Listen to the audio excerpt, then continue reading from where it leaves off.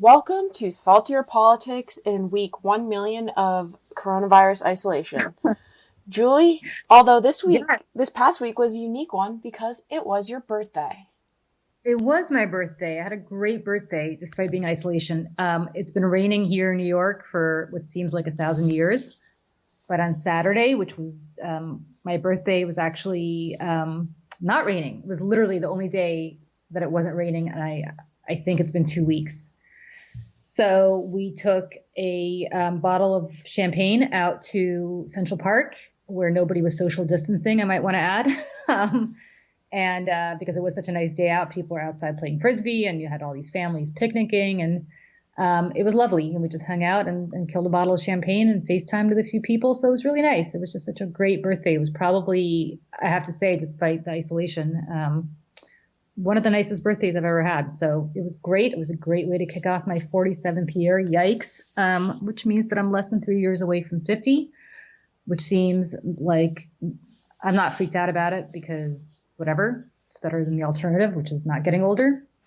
I don't really feel like I'm 47. I kind of still feel like I'm 30, but the calendar says otherwise, which is kind of weird. It's very weird for my mom. She can't believe how old I am. She's having a harder time with it. I'm not having a hard time with it, but she is.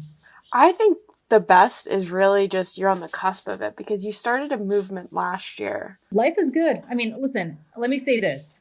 Life is tough for me. It is 99.999% better than it is for other people in this country who are struggling with just unimaginable health issues or financial issues or other crises. So I cannot complain. I'm going to complain anyway because that's what we do in the show, but I'm not going, but I should not be complaining. Let's put it this way. I'm very grateful generally for where my life is today. So thank you. Thank you for the happy birthday wishes. Heck yeah. Well, I guess to kind of move a little bit, we'll get right back into coronavirus, but I wanted to talk to you about the FBI Flynn, the new revelation. You know what my problem with General Flynn is in this whole situation? The guy was a master spy. He was in charge of our national security. And now we are forced to believe that somebody like that was entrapped by a bunch of federal agents into lying to them. I mean, let's not forget why Donald Trump said he fired General Flynn. He fired General Flynn because he, quote unquote, lied to Mike Pence. Somebody entrapped Michael Flynn into lying to Mike Pence. Somebody entrapped Michael Flynn into lying to the FBI. Of course not. So I'm not really sure what this is all about other than the fact that General Flynn clearly has not flipped on the president. And the president's going to pardon him the same way the president's going to pardon Paul Manafort eventually and Roger Stone and all his other friends who never flipped on him. He's not going to pardon Michael Cohen because Michael Cohen did flip on him. So it's all about not the rule of law. It's all about who's loyal to the president personally. And mark my words, if the president loses this election, he will pardon all those people on his way out the door. And if he wins this election, he'll pardon them anyway because he's got nothing else to fear politically. So congratulations to all of them. It's almost over for Michael Flynn, regardless of what happens, and for the rest of them. All right, you called it here. All right, the next subject is New York not putting Bernie Sanders on the ballot. What do you think about that? Such unmitigated BS. And I'm so offended as a New York voter about this whole notion. I'm not, I was intending to vote for Joe Biden if I were actually able to exercise my right to vote. Apparently that's been taken away from me. But the reality is that I should be able to walk into a voting booth and cast a vote for my candidate. And if I can't cast a vote for my candidate, I should be able to write in somebody else. I mean, look, it's not a question of taking Bernie Sanders off the ballot. They just canceled the election in some New York counties outright, the presidential primary, if there's nobody else below them on the ballot. And so why are you taking away somebody's right to have a protest vote? They might want to write in Mickey Mouse for all we know. They might want to show their support for Joe Biden, even if he's the only one on the ballot. They might want to vote for Bernie Sanders, just even though he's not going to be the Democratic nominee, but just as a protest vote. or to have him accrue more delegates at the convention and be able to influence the party platform. I mean, there's a whole host of reasons as to why people should be able to vote. I remember I was living in Greenwich Village, down in the West Village. This has got to be over a decade ago. And I went to vote in the primary at the school where I typically would vote. And there was a sign on the door saying the Democratic primary has been canceled. There's no primary this year. And I was like, what? How is that possible? And I took a picture of it, which I wish I still had, because I was shocked. I was like, what do you mean it's been canceled? How could it be canceled? New York has this habit of canceling elections. And this is not what the democratic process with the lowercase d is about. It's incredibly awful. It sets a bad precedent. It is not what the most populous city in the nation should be about. And as a New York voter, I'm completely appalled and offended, and it's awful. It's decisions made by a bunch of guys at the Board of Elections. Like, who the hell are they? And wouldn't it be valuable too to be able to collect collection data? Let's say Biden lost by a big percentage in a certain neighborhood in New York. Wouldn't that be valuable for him to know? Yeah, I mean, yes, exactly. And I guess, look, I live in the Upper West Side of New York, which is typically considered the People's Republic of the Upper West Side. Very liberal. And it'd be interesting to see how he does here, right? How much Bernie Sanders gets here. It'd be interesting to see how he does in different parts of the city where younger voters live. Parts of Brooklyn, for example. So, all of that is very interesting. Their claim is, well, it's, we don't want to waste money and it costs to have these elections. Well, guess what? Yeah, democracy isn't expensive. And they're also saying it's because of the coronavirus. They want to preclude people from in-person voting. But what New York also needs to do, which other states have, which really infuriates me, is New York needs to have vote by mail. And it's not that it should only have vote by mail if you could show a doctor's note saying that you're sick or that you're going to be traveling. You should be automatically registered to be able to receive your ballot by mail every election without any excuse, which other states have. And what that means is that you can vote by mail and not have to go vote on election day. Because if you vote on election day, I think polls are open from 6 a.m. to 9 p.m. What if you're traveling? What if you're working? What if you don't have childcare? I mean, there's a million different reasons why people can't get to the polls on any given day. What New York also has is early voting. So you can go vote, I don't know, some period of time in advance of an election. But my early voting location is probably 10 blocks from my house, and it's not really convenient to get to. And there's no reason why I and everybody else right now should not be able to vote from the comfort of their homes. And by the way, I get that it's an expensive proposition, but they should do this for free. You should not have to put a postage stamp on your ballot, right? Because that's kind of a poll tax. This should be a nonprofit postage rate that the city or the state absorbs or the county absorbs.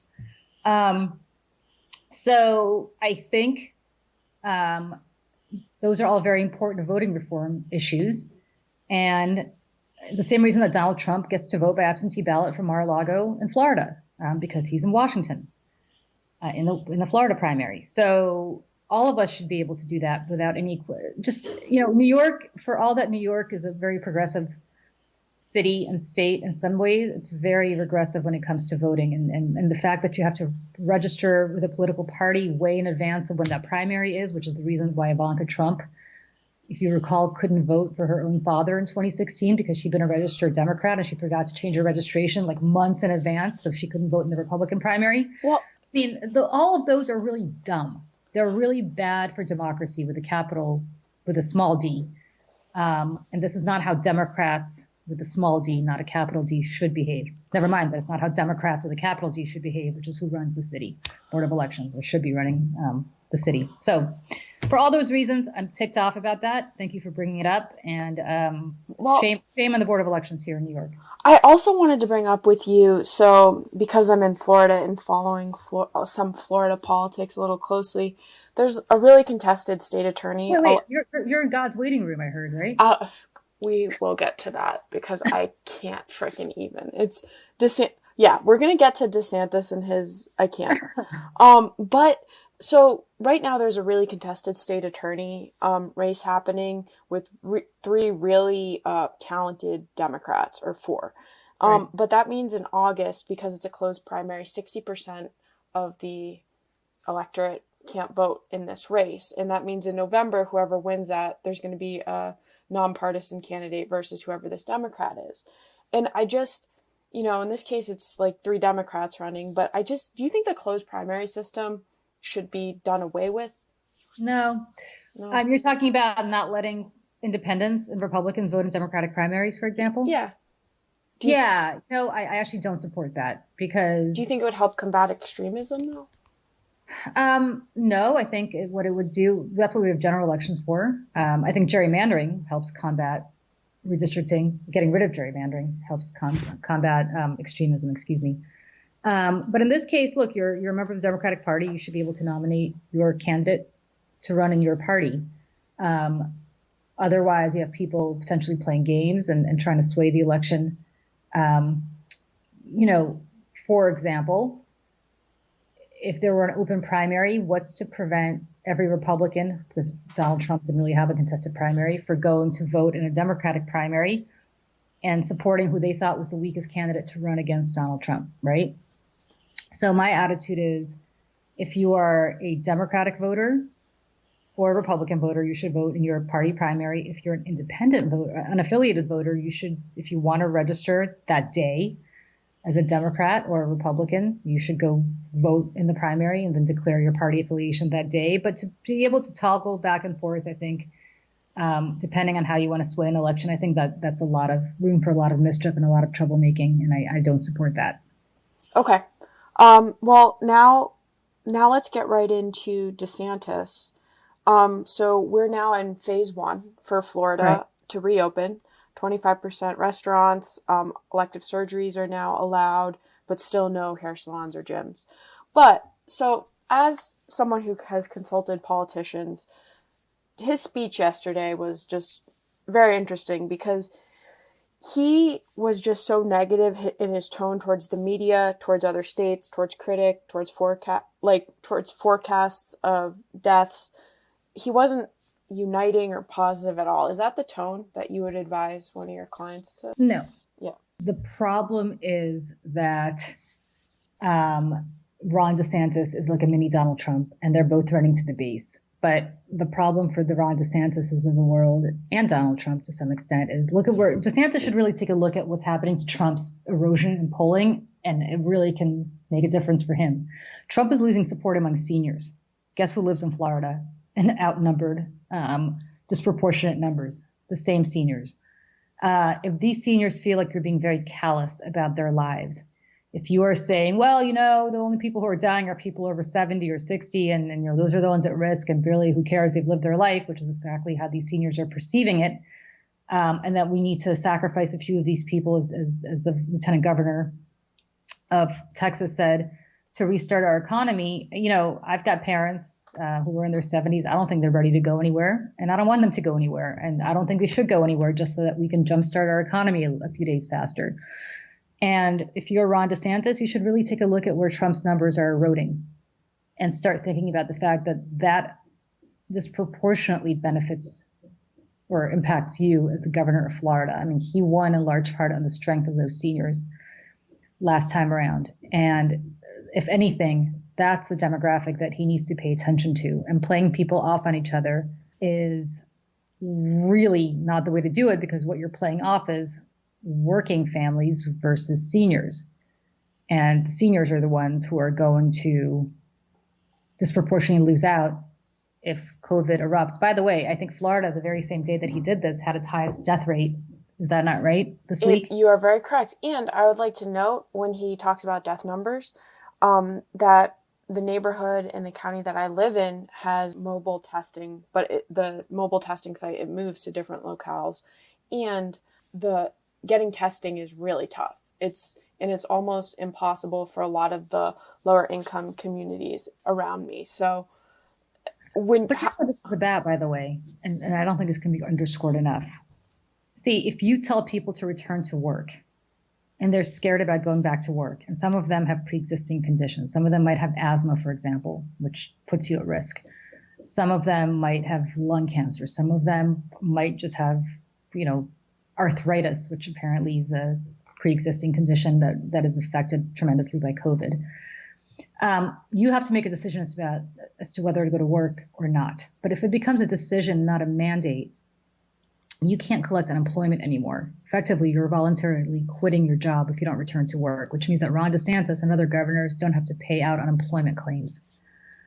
And that's what this is about. This is about saving money for themselves, that they don't have to pay out unemployment claims. If you are told to go back to work, but you're scared for your life about going back to work, then what ends up happening is that you have voluntarily quit your job. You can't collect unemployment anymore. Now you're really screwed. Well, and we have one of the most broken unemployment systems in the country, so that makes even more sense. Yeah, and it's absurd. And I read this article in the New York Times today, as a matter of fact, about New Jersey, where New Jersey, the second most affluent state in the nation, has people accessing food pantries at Great Depression rates practically.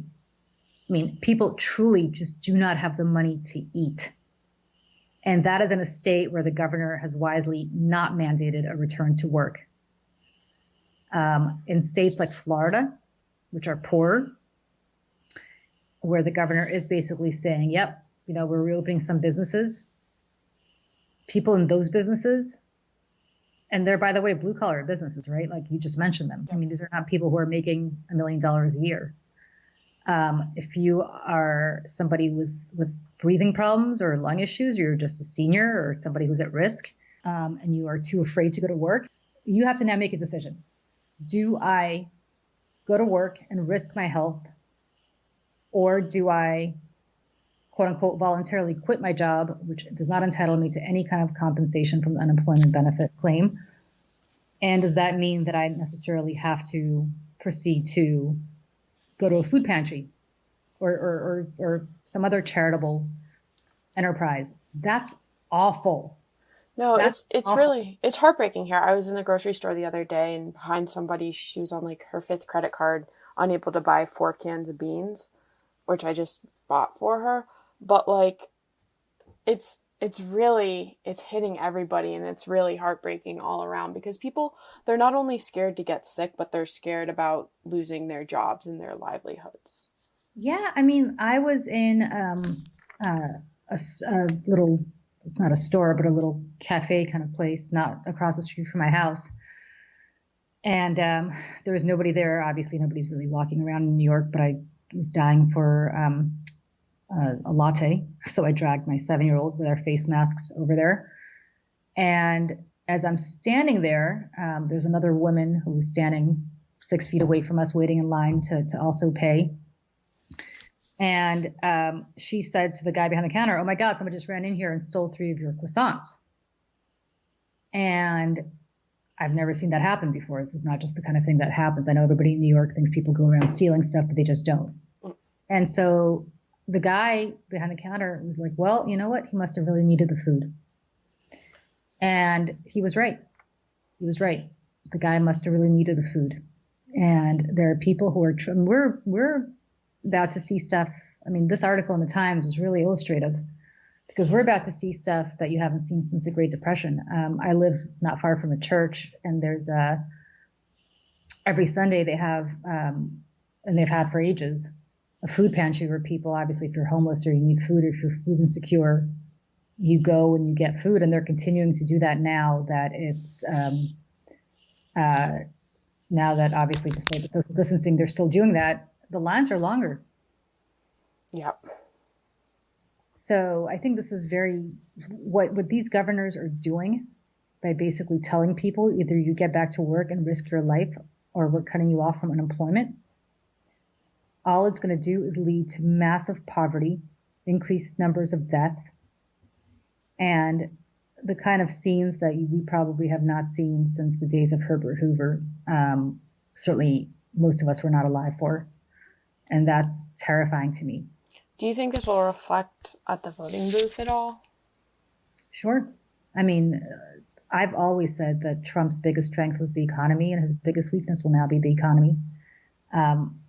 It's all very nice to discuss politics hypothetically, but if you sit in focus groups on a daily basis, or not a daily basis, but on a regular basis, as I do, what I've noticed over the course of, I don't know, 5, 6, 7 years, but it's increased every year. Every time I look at a focus group or sit in a focus group, people actually want to hear about tangible stuff. They don't want to hear about your ideals anymore. They want to hear about what you've done for me personally. You can't talk about, well, we have a great educational system in this state, or we have a great educational system in this town. They want to know what that means for them personally. Donald Trump can talk about the stock market rising, falling. How does that benefit me personally? I am now food insecure. I am now unemployed. I'm not talking about me personally, but I'm just talking about a regular white working class voter, which is his base. I am now at a point where I can't feed my family anymore. Forget about the dream of sending your kids off to college. Forget about the dream of taking a nice vacation somewhere for a couple of weeks. How is this affecting me? And the more people are told, either you go back to work or you're not going to get unemployment benefits anymore, and they have to make a determination as to whether they are going to go back to work and potentially get sick, that's problematic. And by taking away that safety net, i.e. unemployment for people, you're really, really, really, really screwing them. And there's no other way to put it. And it's callous, and it's awful, and it's almost inhumane to force people to risk their lives, literally put their lives at risk. They did not sign up to put their lives at risk by working in a meat plant. They did not sign up to put their lives at risk by cutting hair, or giving out tattoos, or working in, tanning booths or salons.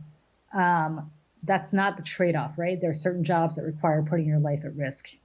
If you join the military, you're signing up for that. If you join the police, or if you're an EMT, there are first responder jobs that clearly are jobs where you sign up to put your life at risk. These aren't them. These aren't those kinds of jobs. And that's what's so callous about Ron DeSantis and certainly the governor of Georgia. It's awful. It's awful. And then some of them say the bad stuff out loud, like the lieutenant governor of Texas. The stuff they're not supposed to say out loud. They say it out loud.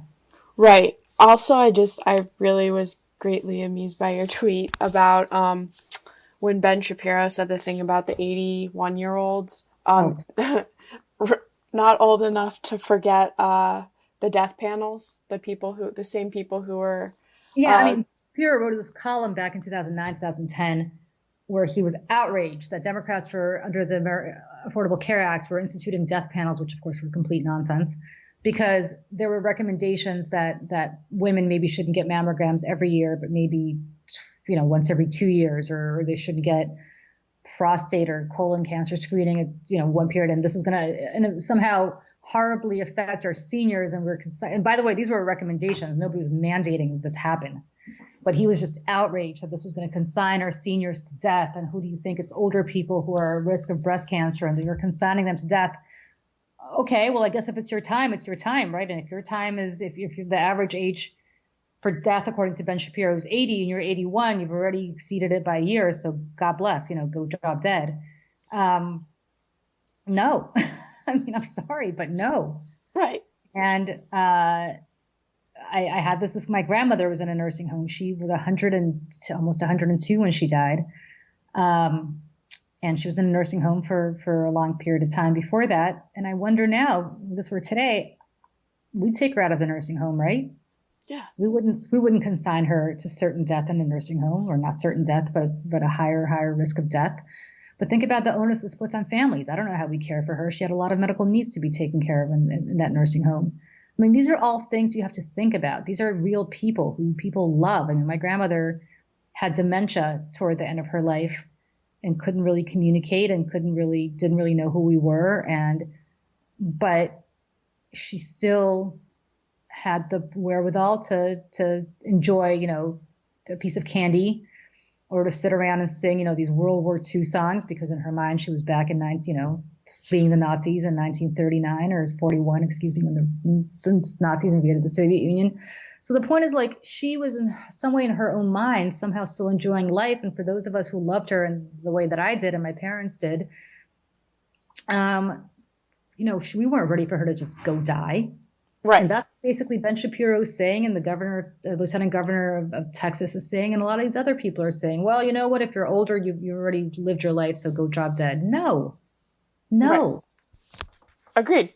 Absolutely not. I think, and it's like you're completely disregarding all of the contributions that all of these older people have given to America and this country into history. And it's like, yeah, okay, that's cool, but your age is this, so Yeah, you're whatever. 81. You know what? Consider yourself lucky. You've lived longer than the average, so go drop dead. No. Agreed. All right, Julie, what's making you happy? Well, as I said, I had a wonderful birthday. You know what's making me happy? I continue to just feel very blessed. As I said, it's just, having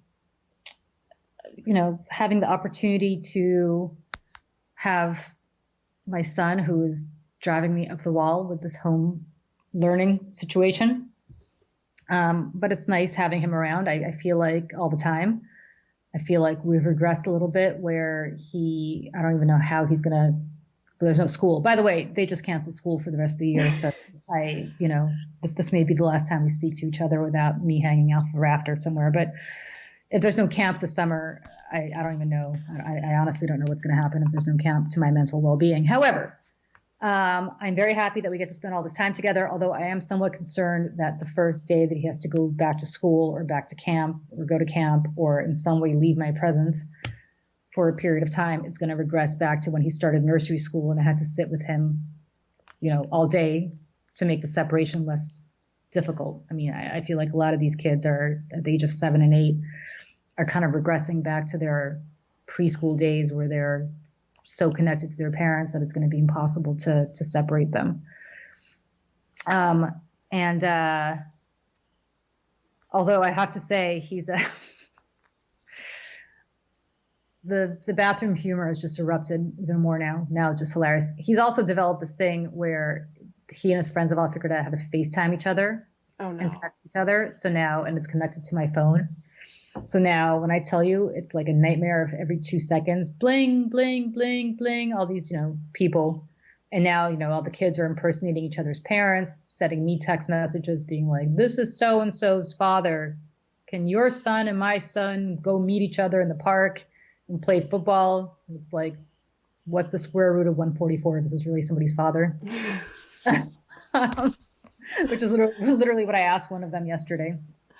Excellent. Thanks to Google, they were able to give me that answer very quickly, unless this kid's really a math genius at the age of 8. But anyway, I am very grateful. I'm very grateful that I live in New York where Central Park is available to me. I am very happy that I am surrounded by people I love and that we haven't yet murdered each other. I'm very happy that my parents, knock on wood, seem to be in good health and my friends all seem to be in good health.